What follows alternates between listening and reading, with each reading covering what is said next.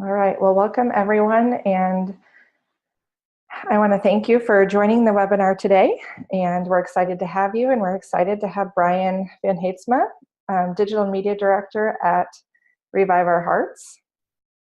And I'm just going to give Bryan just a minute here.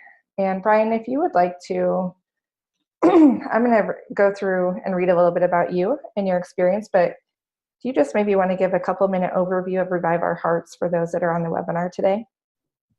Sure. Thank you, Rachel. Yeah.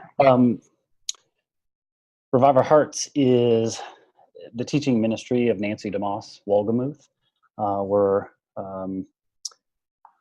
Bible teaching ministry specifically reaching women, and our goal is to bring women freedom, fullness, and fruitfulness in Christ. So we really focus in on both the depth relationship with the Lord, but also with that horizontal relationships and just biblical womanhood and women as they are walking out their faith in their communities and their families, homes, churches.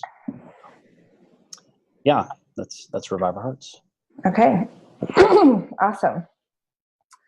Well, I think we've had a few more join, so we've just given a really brief overview of Bryan, who is our Digital Media Director from Revive Our Hearts, that's going to be sharing on our webinar today on preparing for year-end fundraising.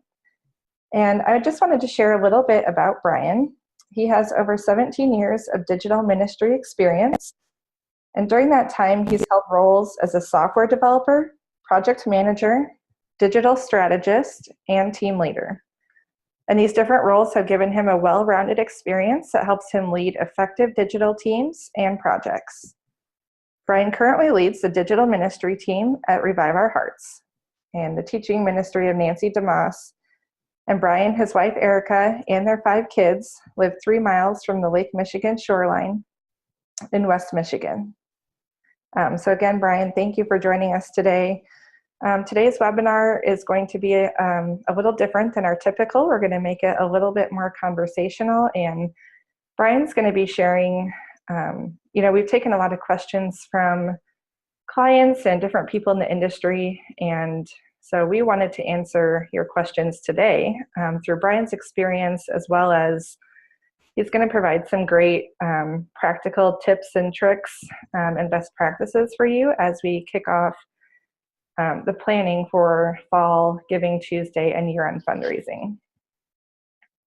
Cool. Thank you, Rachel. Yeah. Excited to be here and excited to see some familiar names there, and hope that this is a blessing to you. We've certainly learned some things in my 17 years, and excited to share so that hopefully you guys can learn from some of the mistakes and learning opportunities we've had. So. That's great. And I do want to chime in real quickly. I did forget to mention that at any point during the webinar, you guys are able to put your questions in the Q&A box, and I will receive them and we can answer them as time allows throughout the presentation or at the end. And following the webinar, you will get an email with a recording of this webinar, a downloadable planning template for your campaign season, and then also a quick survey link to let us know how we did. So with that, I think we can get started, Bryan. So our first question is, when and how do I start planning for Thanksgiving, Giving Tuesday, and year-end fundraising? Yeah, really from what we've done, and I know different ministries, organizations approach year-end fundraising differently, but just from our experience at Revive Our Hearts, the public side of things typically kicks off around Thanksgiving, Giving Tuesday, and carries on through December 31st. But really, we're planning months in advance, and I think the fact that we've got all of you here connecting with us today is evidence that you're also wanting to start thinking about this early on. And the farther in advance we can start thinking, we found just the more successful our campaigns have been. So typically, as the slide is saying, generally October is where we're really getting into the nuts and bolts, but we've already started identifying a content theme for our year-end campaign. That's where we tend to start our planning. The theme gives us usually a Bible verse or passage to revolve things around. Often we find stories of ministry impact that hook into that theme, and it just really gives us a structure to flesh the whole campaign around when we start thinking thematically first. And just a bonus tip, as we often are planning, what we like to do is ease into that giving season really first by stopping and thanking our constituents. November is a great time to do that. We can stop, and as a ministry, we just thank our constituents, thank our audience, and use that as an opportunity to reach out to them and just remember them and how they have been with us through another 11 months. And that opens doors for us as we move into December.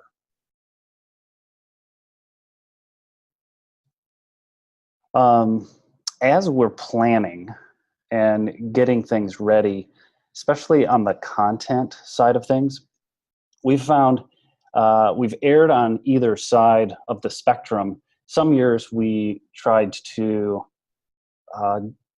just go in and be very, almost too flexible. We didn't plan enough, and we found that we were constantly scrambling, trying to keep up with the changes of what was happening as the campaign unfolds throughout December. It's always a little challenging to know, well, how is the audience responding? Is giving on pace? Where do we need to be? And when we underplanned, we thought, oh, we'll be flexible and responsive. We found ourselves constantly behind. On the flip side, then we would, a following year, we over planned and said, oh, we're going to write out all of our content ahead of time. We're going to get everything ready, and all of our emails and our landing page copy and everything will be all set. And we just roll that out at the beginning of November and watch things unfold. And that proved to also be a problem because about a week into the campaign, something changes. There's a new amazing story that someone shares, and we wanted to find a way to share those ministry stories. So what we have moved to doing in the last few years is creating a flexible framework. We start with creating some thematic content, usually something, maybe several paragraphs or some headlines and things that really encapsulate the spirit of our year-end campaign. And then we take that and use it as ingredients. I like to think of it as ingredients that we would drop into our different recipes and our options here throughout the end of November and December.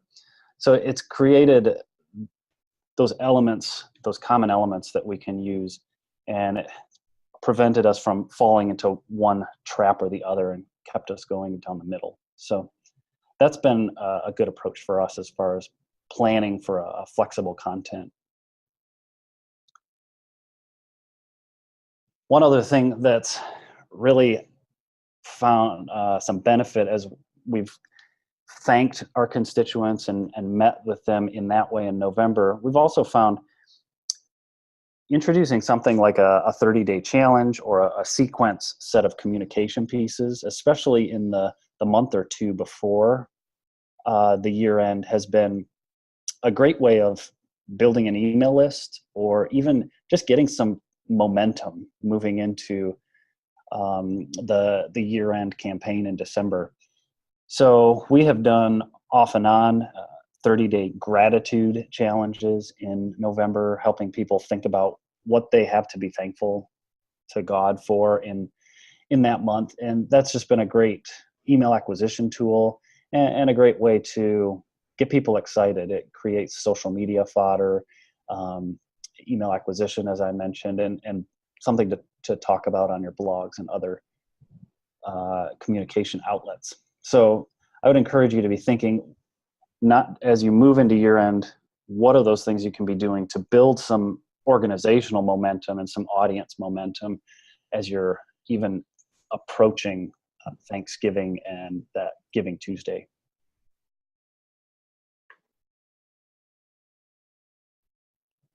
Awesome. Thanks, Bryan. And our second question is, what metrics should I evaluate to set goals, segment audiences, and align resources? Yeah, I think we have a variety of benchmarks we're following, and this is not an exhaustive list, but definitely some of the top ones that come to my mind. Donation revenue is the obvious one. Each year, organizations enter December, and we're thinking, okay, to hit budget, we need to have X amount of dollars. So it's really tracking on a monthly, daily, weekly basis, how are we doing as far as the revenue is going? And I know for us, our ministry, it's probably typical for many other ministries, nonprofits, we see a slow growth at the beginning of the month, and then that week between Christmas and New Year's is when we see the exponential amount of giving coming in. So it's really tracking against those historical trends, and that's the big one. Number of gifts, which then plays out towards average gift size. Those are also important. If you're seeing the number of gifts trending about the same, that's a helpful benchmark. The average gift size is one we've watched year over year and use that to adjust some of our pre-filled donation amounts on forms or in direct mail and other options. So we've used that to try and nudge gift giving as the years have gone on. Outside of the financial metrics, where email is one of the biggest fundraising channels, as marketers would often mention. So making sure we've got good open rates and click-through rates is a benchmark, a metric that we're following. Typically what we're seeing is about 20% in the open rates and about 5% in click-through rates. And that way, using that baseline, then we try to nudge that up, whether through different email subjects or body copy and calls to action. And we'll talk about that a little bit later in the presentation. Social media engagement has been a growing one to watch, especially using that as engagement with whether it's text content, video content, paid versus organic. We're trying to just measure and spread the word through the social media channels.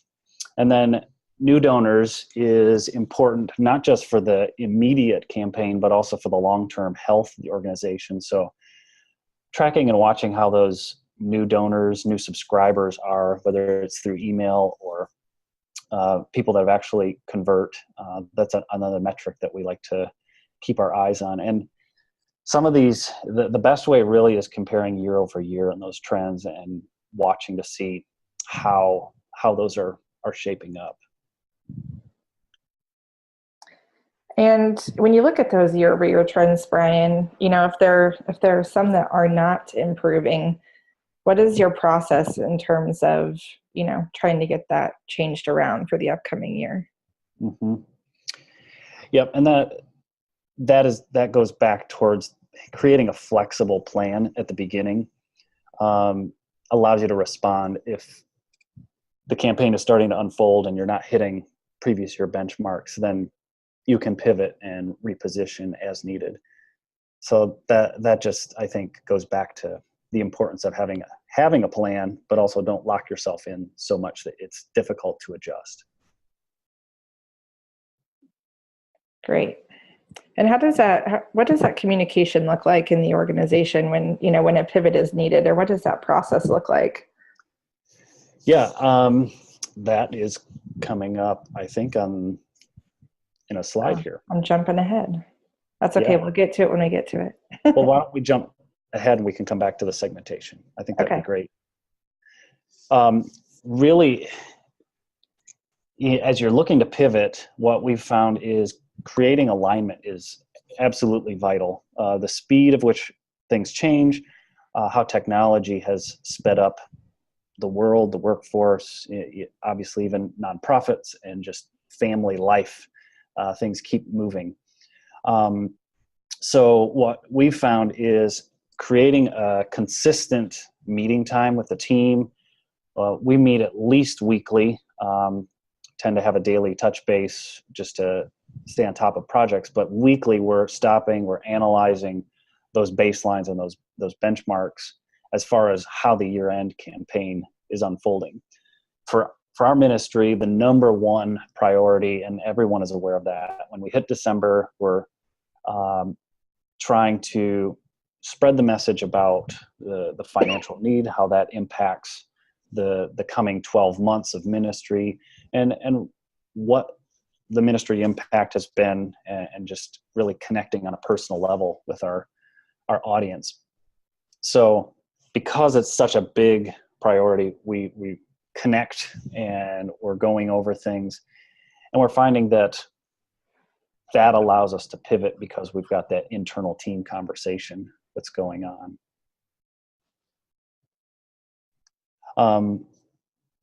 Another, as we're looking at just metrics and communication, Rachel, if you look at the previous slide, we do try to communicate differently on the audience segmentations. You're looking at, you've got your benchmarks and metrics as far as financial indicators or our marketing indicators. Here, we like to break that out or think about the audience just from some different vantage points, because we do communicate either different goals or differently depending on the audience type. First-time donors, we try to identify them, and they're still getting acquainted with our organization or our ministry. So how do we communicate to them without coming across or feeling pushy? And that's one thing that we're doing with that group. Major or the VIP type donors, perhaps there's different communications that need to go to them rather than, will you match a $25 gift? Maybe we're giving them specific treatment through phone calls or touches through the donor team. We have a monthly ministry partner team, and that's a group of people that have come around our organization. They're committed to praying and to giving and to supporting us as a ministry. They're the ones that have caught the vision, and Nancy often calls them, they're like the lifeblood of our ministry. And they've been with us on an ongoing basis and are really close to our ongoing communication. So we communicate to them in a much more intimate and informal way, just keeping them appraised not only of the financial need, but also just some of the prayer needs and some of the amazing testimonies that we've got coming in from other people that have sacrificially given at that time of year. I mentioned earlier in the discussion that we have groups of people through email acquisition campaigns, or our 30-day challenges where we challenge someone to work on a specific spiritual discipline or something. This group is one where we will circle back and communicate to them saying, you've been ministered to this in this way. Here's a way where you can help minister to the next person who may need to have this kind of experience. So we'll communicate to them on the backside of a 30-day challenge or a sequence communication piece. And then campaign donors, those that are giving in December, we also like to communicate to them, especially on the last few days of the month. We just thank them for their gift. We tell them, here's where we're at. Here's how the Lord has provided so far. Please pray with us, because the last few days of December, which I'm sure are similar to other organizations, are the most critical, where we see the most amount of giving. So it's, as you're benchmarking, as you're talking to your different audiences, it's helpful to be thinking about them from several different lenses so that you can be communicating appropriately. And this is going to lead us into the next question, but when you look at all these different audiences, the question that came to my mind is, how do you keep the messaging and communication to each of these consistent throughout your social, throughout your email. And with that, the next thing that we're going to cover is tools. And I think that is one thing that that definitely helps in doing that. But I'll let you go on from here. Yeah, I mean, absolutely. You're right. The meetings I mentioned and having a consistent time with the team gives you the communication internally, but you have to have the tools set up to support that structure.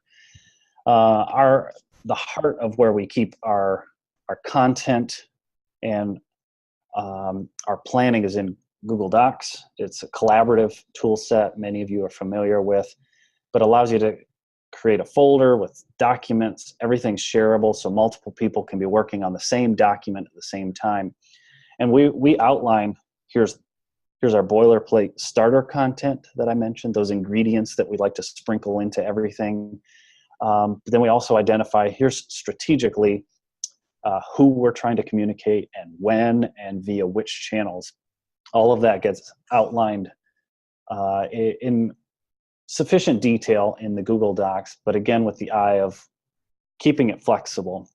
And the great thing about Google Docs is it allows the team to be flexible because it's a collaborative tool, as opposed to in the past, in earlier days where we would create something in a word processor file and it would have to get emailed around, and things need to move a lot faster and be a lot more flexible in this day. Dropbox is a great tool, especially for our design team, where our social media and our video and our design teams are all putting their design and graphical assets in Dropbox. It's very friendly with giving quick thumbnails so people can skim through their files. It keeps versioning histories and other things. I know Google Docs can do that if you have your team drive set up in a proper way, but we've found Dropbox has been much preferred by our design team and been well worth the money with keeping the team organized. So Google Docs and Dropbox are mainly for internal purposes and keeping the team organized. As far as tools that we use as we start communicating externally out with the users, MailChimp is one of the big ones. As I mentioned, email being so vital for your year-end campaign. I know there's other great email tools out there. We've just found that MailChimp is very intuitive, allows for some great A/B testing, which if we have time, we'll talk about that a little bit. So that's our email tool of choice. Journity has been a great tool for website personalization. We've been using that over the last 3 year-end campaigns, allowing us to present calls to action based on the user's content interests or their donation giving history, or allowing us to use A/B testing just with the different boilerplate copy elements that I mentioned earlier. We can present those in 3 or 4 different ABCD tests. And what's great about that is it gives us some relatively quick feedback so we can know of the content pieces that were generated in our initial brainstorming session, which ones are resonating. And then we end up then using those in blog posts or email subject lines and other places. So it's been a great tool for personalization and also getting feedback on which copy elements are speaking to the audience as well. And obviously, social media in this day, you have to be getting the word out. Facebook for our audience, primary audience, women in the 40 to 60-year-old range, Facebook's our number 1. And Instagram has moved to our number 2, with YouTube quickly growing, and Twitter. And we push out content. Some of you probably use Hootsuite or Buffer or these tools that allow you to create your content once and push them to multiple channels. So those are the tools that we are primarily using in our year-end campaigns.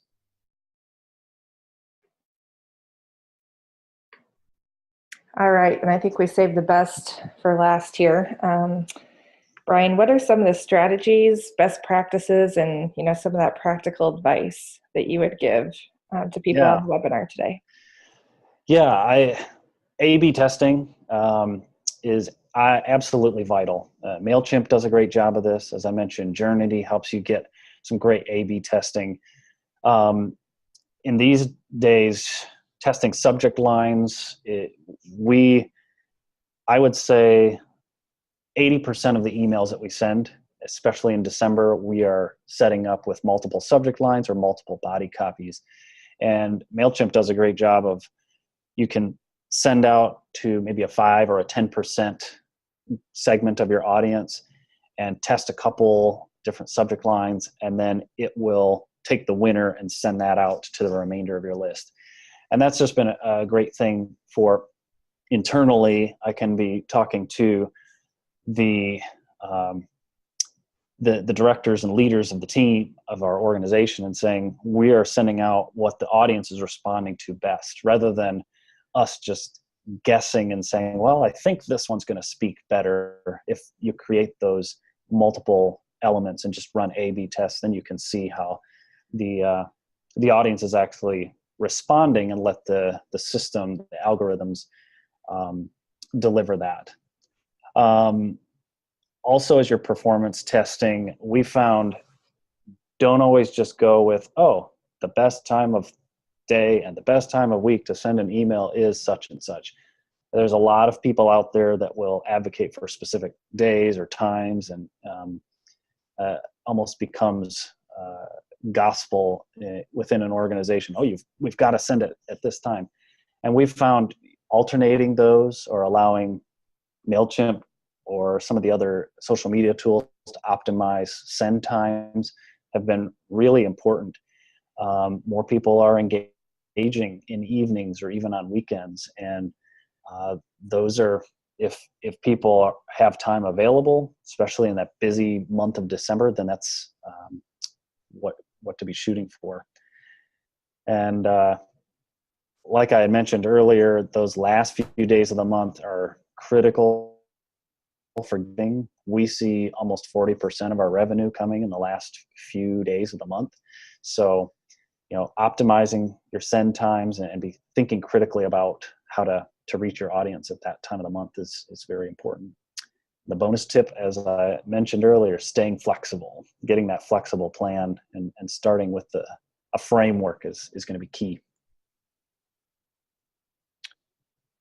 We have found it can be a very gimme time of year, especially for nonprofits. And we know it's important. These are some valuable missions that organizations are on. But we found with our organization, we also want to give back. And we do that throughout the month of December by also just giving to our audience, giving them stories that are helping them connect to, here's the impact you've had through the ministry this year. And we oftentimes will give them a resource, again, saying, here's an ebook or a PDF download or an infographic. This is the ministry impact that you've allowed us to do. And you can just share this with your friends, or use this as perhaps Advent devotional throughout the month, just as a way to give back. And highly recommend you consider doing something like this. We've from time to time done what we call the ministry Christmas card, and we'll just send perhaps an animated graphic or some other way, just without even a call to action, just celebrating what God has done and what He is doing. The reason for the season, the cliche statement goes, but it's been appreciated by our audience. We've seen that they have responded to that, even just with writing notes back, thanking us for that. So those are some great things to be considering. And video is powerful.